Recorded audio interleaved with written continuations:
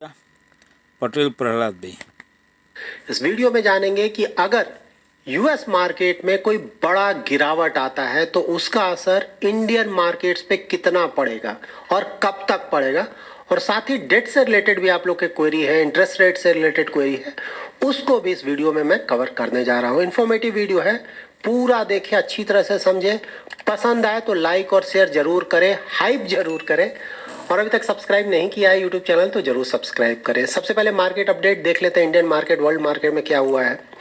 Indian market आज भी performance ठीक है, मतलब लगातार पिछले कई दिनों से परफॉर्मेंस ना, जब से जीएसटी का अनाउंसमेंट आया है तब से मार्केट में बहुत ज़्यादा पॉजिटिविटी है और ये कैरी ऑन हो रहा है। सबसे बड़ी बात ना, ऐसा नहीं कि एक दो दिन आया उसके बाद बंद हो गया, अभी तक चल रहा है। यहाँ पे देखिए, large cap, mid cap, small cap और माइक्रो कैप का यहाँ परफॉर्मेंस चेक कर सकते हैं, और यहाँ पे आप सेक्टर और थीम का परफॉर्मेंस चेक कर सकते हैं। तो डिफेंस और फार्मा तो आज बहुत अच्छा है, मतलब थोड़ा सा यहाँ नेगेटिविटी चल रहा था ना, तो रिकवरी आया है। बैंक, आईटी दोनों का ठीक ठाक चल रहा है। नीचे कुछ सेक्टर्स आपको गिरे हुए भी दिखेंगे, फिर नीचे कुछ सेक्टर्स आपको फिर से ऊपर दिखेंगे। ओवरऑल आज भी बोला जा सकता है कि परफॉर्मेंस इंडियन स्टॉक मार्केट का अच्छा रहा है। मेरा पोर्टफोलियो भी, मैंने कल भी बताया था ना, कि जो भी रिसेंट टाइम्स में गिरा था वो रिकवर कर लिया है। होपफुली आप लोग का भी स्टॉक पोर्टफोलियो या फिर म्यूचुअल फंड पोर्टफोलियो, मैं उम्मीद करता हूं कि परफॉर्मेंस पहले के मुकाबले काफी हद तक इंप्रूव किया होगा। वर्ल्ड मार्केट देखिए, यूएस मार्केट तो हम लोग कई दिनों से डिस्कस कर रहे हैं ना, निगेटिविटी आ चुका है वहाँ पे, तो कोई खास परफॉर्मेंस यहाँ दिख नहीं रहा यूएस मार्केट्स में। यूरोपियन मार्केट्स, अब कल भी परफॉर्मेंस नहीं आया, आज भी नहीं आया। रीज़न आज भी वही आ रहा है मोस्टली, कि वहाँ जो डिफेंस के स्टॉक्स थे ना, जो कि बहुत तेज़ी से ऊपर गए थे, बहुत ज़्यादा रिटर्न्स, वो गिरने लगे हैं, क्योंकि यूक्रेन में सीज फायर का बात हो रहा है, कहीं ये लड़ाई ना रुक जाए, उसका निगेटिव असर इन डिफेंस कंपनीज के स्टॉक प्राइसेस पे पड़ रहा है। ठीक है, इसको ही कहीं मैं ट्राई करूंगा डिटेल में कवर करने का बाद में। एशियन मार्केट्स अगर आप देखेंगे तो यहाँ भी कोई खास परफॉर्मेंस देखने को आपको नहीं मिलेगा। सिर्फ ऑस्ट्रेलिया का मार्केट देखें, वहाँ परफॉर्मेंस आया है, नो डाउट बहुत अच्छा परफॉर्मेंस, लेकिन बाकी दूसरे मार्केट्स में कोई खास परफॉर्मेंस नहीं है। देखिए, इंडियन मार्केट्स रिलेटेड एक बहुत अच्छा न्यूज़ ये आया है ना, मतलब इंडियन इकोनॉमी रिलेटेड इनफैक्ट, कि HSBC composite flash purchasing managers index का डेटा आया है, और ये आया है 65.2। मतलब अगर ये 50 से नीचे है मतलब कि कॉन्ट्रैक्ट कर रहा है, 50 से ऊपर है मतलब एक्सपैंड कर रहा है, जो कि अच्छा है। तो 50 छोड़िए, ये 65.2 आया है, इतना बढ़कर आया है। और जुलाई में था 60.7, वो भी बहुत हाई फिगर था, लेकिन उससे तो बहुत ज़्यादा बढ़ गया है। और फोरकास्ट किया जा रहा था ना कि अबाउट 60.5 के आसपास आएगा। बहुत बड़ा पॉजिटिव है, मतलब सिग्नल दे रहा है कि भाई इकोनॉमी के हालात इंप्रूव हो रहे हैं, जो कि बहुत अच्छी बात है। नाउ देखिए, आज का टॉपिक कवर कर लेते हैं। आज जियो पॉलिटिक्स डिस्कस करते हैं, कहाँ क्या चल रहा है जियो पॉलिटिक्स में। ऑफ कोर्स हमेशा आपको यूएसए डिस्कस करना पड़ेगा सबसे पहले। क्यों डिस्कस करना पड़ेगा वो भी मैं आपको डिटेल में बताता हूँ। देखिए, इस बार बहुत इंटरेस्टिंग क्या हो रहा है ना, खासकर इंडिया को अगर आप देखें तो पहले भी कई बार मैंने बोला है ना कि इंडिया का नंबर वन अगर आप एनिमी देखें तो चाइना। ठीक है, चाइना से बड़ा कोई एनिमी तो है नहीं इंडिया का। लेकिन देखिए, जियो पॉलिटिक्स है ना, यहाँ कुछ भी फिक्स्ड नहीं होता है। ठीक है, समय के साथ चेंजेस होते हैं उसमें। ठीक है, अभी भी पूछा जाएगा नंबर वन एनिमी कौन है तो ऑफकोर्स चाइना ही बोला जाएगा।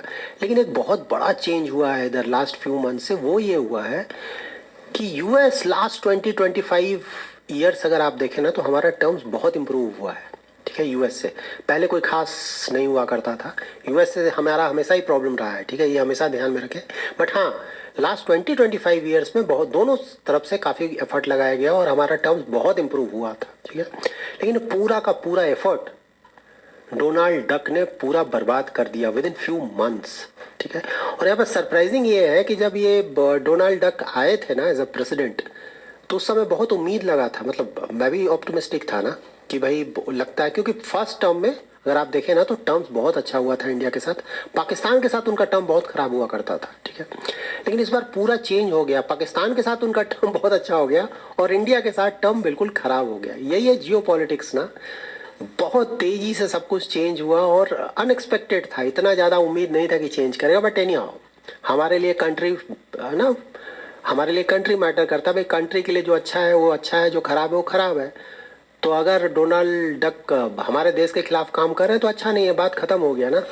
तो एनी देखिए, डोनाल्ड डक के बारे में मैंने हमेशा बताया है ना कि डोनाल्ड डक का जानते हैं, अगर नंबर वन प्रायोरिटी पूछा जाए ना उनका क्या है, ऑफ कोर्स वो बोलेंगे नहीं, लेकिन जो कर रहे हैं उसको देखकर उनका नंबर वन प्रायोरिटी है कि यूएस को कितनी जल्दी से जल्दी बर्बाद किया जाए। यूएस इकोनॉमी को पूरी तरह से वो चाहते हैं कि इसको ख़त्म कर दिया जाए। यूएस इकोनॉमी देखिए पहले भी बहुत सारे उसमें प्रॉब्लम्स हैं, तो उसका नीचे जाना कोई बड़ी बात नहीं है ना।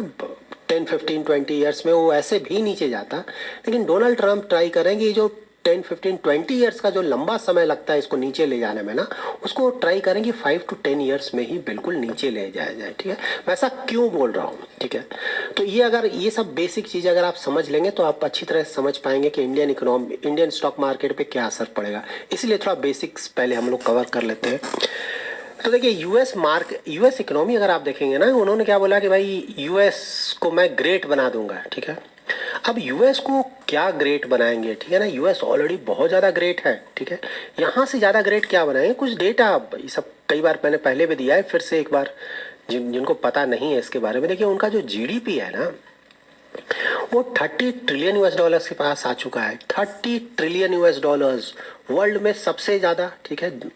चाइना सेकंड नंबर पर 20 के आसपास, बहुत पीछे है, और थर्ड फोर्थ तो खैर कहीं कोई है ही नहीं, बहुत नीचे आ जाते हैं, फिर 5 ट्रिलियन आ जाता है। ठीक है, जीडीपी। एक्सपोर्ट अगर गुड और एक्सपोर्ट अगर आप देखेंगे, आगे गुड्स देख लेते हैं 2024, उनका एक्सपोर्ट है 2 ट्रिलियन यूएस डॉलर गुड्स का, इंपोर्ट है 3.27 ट्रिलियन यूएस डॉलर्स, और गुड और सर्विसेज दोनों मिला दे तो अगर आप एक्सपोर्ट का तो 3.23 ट्रिलियन यूएस डॉलर्स है। और अगर इंपोर्ट में आप फिर से गुड्स और सर्विसेज मिला देते हो तो 4.14 ट्रिलियन यूएस डॉलर्स का इंपोर्ट है। इतना बड़ा प्लेयर है। उसके बाद अगर आप मार्केट कैपिटलाइजेशन देखोगे ना, स्टॉक मार्केट कैपिटलाइजेशन, ठीक है, 62 to 63 ट्रिलियन यूएस डॉलर्स के आसपास है, क्योंकि ये तो डेली चेंज होता है ना, कि स्टॉक पे डिपेंड करता है, स्टॉक मार्केट पे अप डाउन पे। और ये वर्ल्ड का अबाउट 60-65% के आसपास है। पूरे वर्ल्ड का मार्केट कैप है ना उसका 60-65% सिर्फ यही है, यूएस कम। तो जीडीपी सबसे बड़ा, स्टॉक मार्केट सबसे बड़ा, इसका फिक्स्ड इनकम देखेंगे ना, डेट, ठीक है, 58 trillion US dollars debt market है इसका, 58 ट्रिलियन, वर्ल्ड का सबसे बड़ा है। दूसरा कोई भी कंट्री इसके आसपास भी नहीं भटकता है। तो आप समझ सकते हैं कितना बड़ा प्लेयर है ये। और उसके बाद पर कैपिटल इनकम ना, जीडीपी 89 के आसपास, 89,000 यूएस डॉलर्स, पूरे वर्ल्ड में 7th रैंक पे है। लेकिन इससे ऊपर जो भी कंट्रीज है वो छोटी मोटी कंट्रीज है, कोई बड़ा इकोनॉमी ऐसा नहीं है कि यूएस से आगे है। तो मतलब ज़्यादातर इकोनॉमिक पैरामीटर्स में यूएस वर्ल्ड की जो दूसरी कंट्रीज हैं उनसे बहुत बहुत आगे है। ठीक है, तो ऑलरेडी ग्रेट है। अब इसको क्या ग्रेट बनाओगे यार तुम। So Donald Duck of course great तो नहीं बना रहे हैं, लेकिन इसको बहुत तेजी से नीचे ले जा रहे हैं। ठीक है, अब नीचे ले जा रहे हैं, उसका डेटा क्या है। यूएस का अगर आप टोटल डेट देखेंगे ना तो अबाउट 37 ट्रिलियन यूएस डॉलर्स के आसपास हो चुका है। ठीक है, तो यहाँ पे ट्रंप जब आए थे ना तो प्रेसिडेंट, तो वो बोले थे, उन्होंने बोला था कि भाई मैं डेट को कम कर दूंगा। ठीक है, बहुत ज़्यादा डेट हो गया है, सभी सरकार ने बिल्कुल बेकार काम किया, पूरा डेट खत्म कर दूंगा, इन्फ्लेशन को बहुत कम कर दूंगा, और एम्प्लॉयमेंट को बहुत ज़्यादा बढ़ा दूंगा। ये 3 चीज़ वो बोल कर आए थे एज अ प्रेसिडेंट, मेन मतलब, और तो बहुत कुछ बोला उन्होंने। और इन तीनों फ्रंट्स पे बुरी तरह से फेल हो चुके हैं, और इतना ज़्यादा फेल हुए हैं कि आने वाले समय में इन सभी चीज़ों को और ज़्यादा ख़राब कर देंगे, जिसके कारण यूएस इकोनॉमी में बहुत ज़्यादा प्रॉब्लम आएगा। लाइक डेट ना 37 ट्रिलियन, तो अब भाई उन्होंने बिग एंड ब्यूटीफुल बिल लाया है, उसमें बोला जा रहा है कि वो यूएस इकोनॉमी पे जो डेट है उसमें 4 ट्रिलियन यूएस डॉलर्स का और एड ऑन होगा। डेट इतना बढ़ जाएगा सिर्फ इसके कारण। ठीक है, और ये 10 ईयर्स का फिगर है, लेकिन हाँ 4 ट्रिलियन 10 ईयर्स में बहुत ज़्यादा होता है ना। तो ये बढ़ाने का ट्राई करेंगे इसको और ज़्यादा। और मतलब डेट का सिचुएशन मैंने पहले भी आप लोगों को बताया था ना, जैन 2024 में 34 ट्रिलियन था उनका डेट, जुलाई 2024 उसी साल 35 ट्रिलियन हो गया, और उसका नवंबर उसी साल 2024 में ये 36 ट्रिलियन हो गया। ठीक है, मतलब 5 मंथ्स में 1 ट्रिलियन बढ़ रहा है उनका डेट, और आने वाले समय में ये और भी ज़्यादा तेज़ी से बढ़ेगा। ठीक है, ये हो गया। उसके बाद इन्फ्लेशन कम होने का चांस ही नहीं है ना। 2% का टारगेट है, 2% तो कोई सवाल ही नहीं है कि नियर फ्यूचर में 2% जाएगा। ठीक है, क्यों नहीं हो रहा है। टैरिफ, सही बात है, टैरिफ से उनको इनकम तो हो रहा है भाई, इसीलिए उन्होंने लाया कि भाई बैठे बैठे होता है ना, इजी इनकम, कोई काम नहीं करना है, बैठे बैठे पैसा कमाना है। ठीक है, बिजनेसमैन है ना, दिमाग लगाया उन्होंने, ठीक है। टैरिफ वही है ना, बिना कुछ किए हुए पैसा, सरकार को पैसा, और पैसा कौन दे रहा है? उन्हीं का देश का जो कंपनी वो पैसा दे रहा है, उनके जो कंज्यूमर्स हैं यूएस सिटीजन्स वो पैसा दे रहे हैं, उन्हीं से पैसा लेकर आराम से पैसा कमाकर बैठा हुआ है, ठीक है। तो ऑफ कोर्स इसके कारण प्राइसेस बढ़ रहे हैं, यूएस में ऑलरेडी बढ़ना स्टार्ट हो चुके हैं, आने वाले 2-3 महीने में आप देखिए और बढ़ेगा। इन्फ्लेशन घटने का कोई चांस ही नहीं है, यहाँ तो इन्फ्लेशन बढ़ने के चांसेस बढ़ रहा है ऑलरेडी, 2-3 महीना में आप देखिएगा कि और ज़्यादा बढ़ जाएगा, ये 3% भी क्रॉस कर जाएगा, ठीक है। तो भाई वहां पे भी कुछ नहीं हुआ, उसके बाद कि इंटरेस्ट रेट कम करना है, तो इंटरेस्ट रेट कैसे कम करेगा कोई भी ना, तुम्हारा तो यार इन्फ्लेशन ही कम नहीं हो रहा है, 2% का टारगेट है, तुम 3% के आसपास चले गए हो, ठीक है। तो ये भी हेडेक हो गया। उसके बाद एम्प्लॉयमेंट, तो वहाँ पे तो भाई अनएम्प्लॉयमेंट तेजी से बढ़ा है, ठीक है, उम्मीद है कि सिचुएशन और भी खराब होगा। अब यहाँ पे डोनाल्ड ट्रंप तो बिल्कुल कोशिश कर रहे हैं कि बिल्कुल डुबा दिया जाए यूएस इकोनॉमी को, ठीक है। लेकिन अब यहाँ पे है कि भाई दो पिलर्स होते हैं ना, एक तो होता है कि गवर्नमेंट क्या कर रहा है और दूसरा होता है कि सेंट्रल बैंक क्या कर रहा है। तो यहाँ पे फेडरल रिजर्व सेंट्रल बैंक है, लेकिन उसके हाथ में ज़्यादा कुछ है नहीं। देखिए फेडरल रिजर्व के सामने दो इश्यूज है, एक तो है कि इन्फ्लेशन देखना और दूसरा एम्प्लॉयमेंट को टैकल करना, ये दो चीज़ है उसके पास मोस्ट इंपॉर्टेंट। तो देखिए यहाँ पे क्या हो रहा है कि इन्फ्लेशन धीरे धीरे बढ़ रहा है या फिर बढ़ने का खतरा आ रहा है, और अनएम्प्लॉयमेंट जो है वो भी बढ़ने का खतरा आ रहा है, ठीक है। तो अगर इन्फ्लेशन घटता तब तो आराम से वो इंटरेस्ट रेट कम कर देते और उसके बाद एम्प्लॉयमेंट का सिचुएशन इंप्रूव हो जाता है, ऐसा ही होता है वर्ल्ड वाइड ना। तो ये सिंपल था करना, लेकिन अब तो उनके हाथ में ज़्यादा कुछ है नहीं भाई, इन्फ्लेशन तो बढ़ रहा है, वो कैसे जाकर इंटरेस्ट रेट कम करेंगे। और यूएस का जो स्टॉक मार्केट है ऊपर क्यों गया इतना ज़्यादा, दो रीज़न से। एक उनका जो कंपनीज है, खासकर जो बड़ी बड़ी मैग्निफिसेंट 7 जो कंपनीज है ना, वहाँ पे परफॉर्मेंस बहुत अच्छा है, परफॉर्मेंस मतलब प्रॉफिट ग्रोथ अच्छा है, सेल्स ग्रोथ अच्छा है, उसका बहुत बड़ा पॉजिटिव असर पड़ा। इसके बाद दूसरा रीज़न ये है कि मार्केट कई महीनों से लेकर बैठा हुआ है, मतलब मान कर चल रहा है कि भाई इंटरेस्ट रेट कट आने वाला है और बहुत ज़्यादा रेट कट होगा, ठीक है। तो देखिए वो तो बात सही है कि भाई तुम्हारा प्रॉफिट ग्रोथ ये सब आया, उसके कारण स्टॉक मार्केट ऊपर गया, वहाँ तो डाउट नहीं, परफॉर्मेंस आया है। लेकिन जो सेकंड वाला जो मार्केट मान के रखा हुआ है ना, इंटरेस्ट रेट कट होगा, तो वो तो फिलहाल नहीं लग रहा है ना। और अगर इंटरेस्ट रेट कट हुआ भी तो ज़्यादा नहीं होने जा रहा है, ठीक है, क्योंकि लीवे नहीं है ना, कैसे ज़्यादा इंटरेस्ट रेट कट करेगा। तो इसीलिए मैं काफ़ी समय से ये मेंटेन कर रहा हूँ कि यूएस मार्केट सही बात है, शॉर्ट टर्म में बहुत तेज़ी से ऊपर गया, ठीक है, अभी भी हो सकता है थोड़ा और ऊपर चला जाए, you never know, stock market है ना, किसी चीज़ की कोई गारंटी तो होती नहीं, लेकिन उसके बाद ये गिरेगा, अच्छा खासा गिरेगा।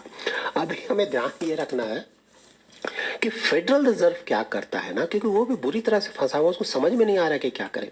तो अगर यहाँ से जैसे नेक्स्ट मंथ बोला जा रहा है कि इंटरेस्ट रेट कट एक हो सकता है, तो अगर वो रेट कट होता है तो फिर से आप देखेंगे स्टॉक मार्केट का पर उसका पॉजिटिव असर पड़ेगा, यूएस मार्केट उसके कारण थोड़ा बहुत ऊपर जा सकता है। लेकिन अगर रेट कट नहीं हुआ या फिर रेट कट हुआ और उसके बाद रेट कट करने के बाद भी अगर सेंट्रल बैंक ने बोल दिया कि भाई यही था, इसके बाद मैं नहीं करूँगा क्योंकि इन्फ्लेशन का सिचुएशन अच्छा नहीं है, उस पर भी मार्केट बहुत नेगेटिवली रिएक्ट करेगा, ठीक है। तो इसीलिए मैं बोल रहा हूँ कि यूएस मार्केट में ऐसा लगता है कि आने वाले समय में गिरावट आ सकता है, और अगर सेंट्रल बैंक की तरफ से, दैट इज फेड रिजर्व की तरफ से अगर नेगेटिव न्यूज़ आया तो अच्छा खासा गिरावट आ सकता है, ठीक है। अब यूएस देखिए कितना बड़ा इकोनॉमी है, कितना बड़ा मार्केट है, अब मैंने ऑलरेडी आपको बताया ना, अगर वहाँ पे कुछ भी होता है पूरे वर्ल्ड पे उसका असर पड़ता है, ठीक है। तो ये बिल्कुल मान कर चले कि यूएस में, इंडिया में ऑलरेडी बहुत सारा पॉजिटिव चीज़ें आ रही हैं, जिसके कारण बिल्कुल सही बात है कि पॉजिटिविटी आने वाले महीनों में आप देखेंगे बनेगा हमारे यहाँ, ठीक है, उसमें कहीं कोई डाउट नहीं। लेकिन अगर यूएस मार्केट ज़्यादा गिरता है तो उसके कारण नीजक रिएक्शन इंडियन मार्केट्स पे भी पड़ेगा, और शॉर्ट टर्म के लिए इंडियन मार्केट्स भी गिरेगा, ठीक है, ये मेंटली हमें प्रिपेयर्ड होना चाहिए। लेकिन हमारे लिए अच्छी बात यह है कि जो हमारा बहुत ज़्यादा बुरा फेज था इकोनॉमी का ना, वो लगता है कि जा चुका है, ठीक है, यहाँ से हम रिकवरी फेज में है, और गवर्नमेंट और सेंट्रल बैंक की तरफ से बहुत सारा कदम उठाया गया है, जिसका असर आने वाले कुछ महीनों में आपको दिखेगा, लाइक 2-3-4 महीने में आपको वो दिखने लगेगा उसका असर, ठीक है, खासकर नेक्स्ट ईयर से तो बिल्कुल दिखेगा। तो सही बात है, अगर यूएस मार्केट गिरता है हमारा भी गिरेगा, लेकिन वो शॉर्ट टर्म का गिरावट होगा, ठीक है। उसके बाद इंडियन मार्केट, क्योंकि सिचुएशन इंप्रूव होगा, उसका अगर इकोनॉमी खराब होगा तो वहाँ से इन्वेस्टर्स भागेंगे, तब तक इंडियन इकोनॉमी के हालात थोड़े इंप्रूव हो चुके होंगे तो जो इन्वेस्टर वहां से भागेंगे उसका एक हिस्सा इंडिया में भी आने का चांसेस हो जाएगा, जो कि इंडिया के लिए शॉर्ट टर्म के लिए नेगेटिव होगा लेकिन मीडियम टू लॉन्ग टर्म के लिए पॉजिटिव होगा। इसको हमें इसे ऐसे देखना चाहिए। अब डेट रिलेटेड आप लोग का कुछ क्वेरी था। देखिए इंटरेस्ट रेट इंडिया में ज़्यादा नहीं घटेगा। मैं कई महीनों मतलब अब तो 2-3 महीने से मैंने पहले बोल दिया ना, गिल्ट ये सब तो मेरा थोड़ा बहुत इन्वेस्टमेंट था, कब का मैं बेच कर निकल गया है, तो मैंने पहले ही आप लोग को बताया। देखिए वीडियोज़ देखते हैं ना तो डेली ट्राई करें, थोड़ा देख लेना, मतलब 10-15 मिनट का वीडियो अगर आप सही में फॉलो करना चाहते हैं तब। अब आपने वीडियो एक देखा, कुछ सुना, उसके बाद 2-3 महीने के बाद आप वापस आए तो सब कुछ जा चुका है ना। 2-3 महीने में तो बहुत कुछ हो जाता है इवेंट ना। तो ट्राई करें, रेगुलरली फॉलो करें ताकि आपको जानकारी मिल सके। इंटरेस्ट रेट देखिए इंडिया में बहुत ज़्यादा था नहीं, ठीक है। पहले बहुत ज़्यादा हुआ करता था तो बहुत ज़्यादा इंटरेस्ट रेट कट हुआ करता था। इस बार ज़्यादा था नहीं इसलिए लिमिटेड कट हुआ, 100 बेसिस पॉइंट। यहाँ से ज़्यादा कितना होगा, 25 बेसिस पॉइंट। बहुत ज़्यादा हुआ 50 बेसिस पॉइंट्स, उससे ज़्यादा तो कोई चांस ही नहीं है ना रेट कट यहाँ से। तो इसीलिए इंटरेस्ट रेट ज़्यादातर जो कट होना था हो चुका है। यहाँ से कोई खास एक्सपेक्ट ना करें, ठीक है। तो यहाँ से डेट मैंने हमेशा बताया है वेरी शॉर्ट टर्म के लिए लिक्विड फंड, थोड़ा ज़्यादा होराइजन हुआ ना 6 महीना 1 साल अल्ट्रा शॉर्ट टर्म, और उससे ज़्यादा शॉर्ट टर्म डेट फंड। ये डिस्कशन खत्म हो जाना चाहिए यहाँ पर डेट का। अगर आप बहुत ज़्यादा रिस्क लेना चाहते हैं तब जाकर गिल्ट, डायनेमिक बॉन्ड फंड ये सब होता है। लेकिन गिल्ट फंड आप तब इन्वेस्ट करते हैं जब इंटरेस्ट रेट बहुत ऊपर हो, वहाँ से गिरने के चांस हो। तो ये तो बहुत ऑलरेडी डाउन हो चुका है ना, यहाँ से ज़्यादा गिरने नहीं जा रहा है। तो इसलिए गिल्ट फंड में कोई बहुत ज़्यादा यहाँ से रिटर्न एक्सपेक्ट करना सही नहीं होगा। डायनेमिक बॉन्ड फंड के सुनने में अच्छा लगता है कि इंटरेस्ट रेट के आधार पे वो ड्यूरेशन चेंज करेंगे, लेकिन परफॉर्मेंस देखेंगे तो कोई खास परफॉर्मेंस नहीं आता है डायनेमिक बॉन्ड फंड्स को। इंटरेस्ट रेट को भी सही से पता लगा पाना कि मूवमेंट ऊपर जाएगा नीचे जाएगा आसान नहीं है, एक्सपर्ट्स के लिए भी बहुत डिफिकल्ट है, ठीक है। तो आइडियली वैसे इन्वेस्टर्स को जिनको इंटरेस्ट रेट मूवमेंट का अच्छा आइडिया नहीं है उनको इन चक्करों में नहीं पड़ना चाहिए। सिंपल रखें, मैंने हमेशा बताया यहाँ पे महान ना बने, सिंपल रखें, उसी में आपका भला है। So that's it in this video. अगर आपको ये वीडियो पहली बार हमारे यूट्यूब चैनल पे आए हैं तो चैनल को जरूर सब्सक्राइब